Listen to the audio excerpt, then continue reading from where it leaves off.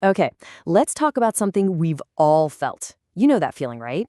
You open up some code that's, well, let's just say it's been around the block a few times, and this wave of dread just washes over you. You've got to make a change, but you didn't write it, you barely understand it, and you are absolutely terrified you're going to break everything. Well, today, we're going to talk about how to tame that beast. Yeah, it kind of feels like this, doesn't it? Just lost. You're staring at this massive, tangled forest of code, and you don't have a map.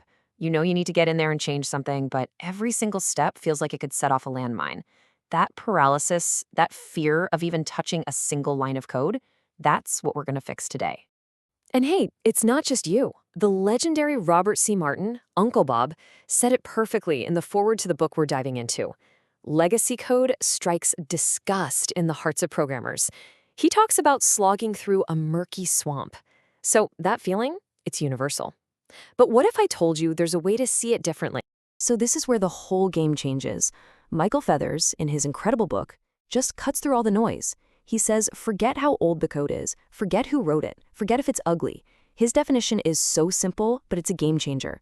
Legacy code is simply code without tests. That's it. Let that sink in. This one idea is the key to everything we're about to discuss. So here's what we're going to cover. First, we'll look at that crazy catch-22 that traps us. Then we'll shift to a surgeon's mindset, build a test safety net, and find our seams to get in. We'll also cover traps to avoid, and I'll show you why this is a total career superpower. Let's do it. All right, section 1. Let's dive right into the heart of the problem, the legacy code catch-22. You definitely know this one. And boom, here it is, the loop of doom. Look, we need to change the code. Okay, simple enough. To do that safely, we absolutely need tests, right? But to add tests to this tangled mess, guess what? You have to change the code first.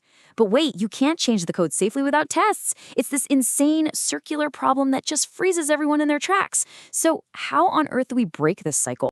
Okay, next up, the surgeon's mindset. This is all about a professional shift in how we think. So on one hand, you have the classic edit and pray method. We've all done it. You make a change, you hold your breath, and you just pray. It's reckless, it's stressful, but on the other hand, you have the professional approach, surgical modification. I mean, think about it. You want a surgeon who has a plan, who has the right tools, who operates with precision, not one who's just winging it. That's the mindset we're after. And this quote really hits the nail on the head. Our job isn't to magically transform the system into something brand new and perfect. That's a fantasy. Our job is to be a doctor for the code.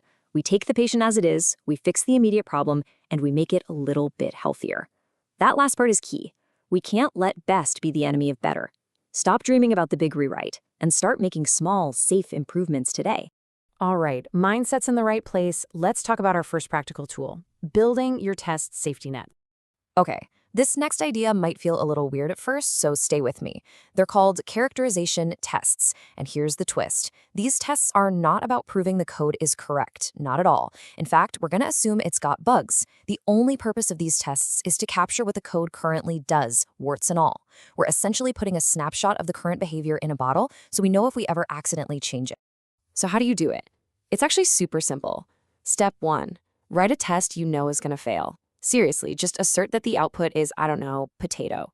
Step 2, run it. Of course it fails, but here's the magic. The failure message tells you what the actual output was. Step 3, you just copy that actual value into your test. And step 4, run it again. Now it passes. You've just locked in the current behavior without even having to understand it. And that's it. That's the start of your safety net. Now, when you go in and start cleaning things up or adding your new feature, if one of those tests breaks, bam, you get an instant warning that you changed something you didn't mean to. This is what gives you confidence. This is freedom. This is how we break the catch-22. Okay, safety net is in place. Now, where do we make the incision? Let's talk about finding and using seams. So what in the world is a seam? It's a really cool idea.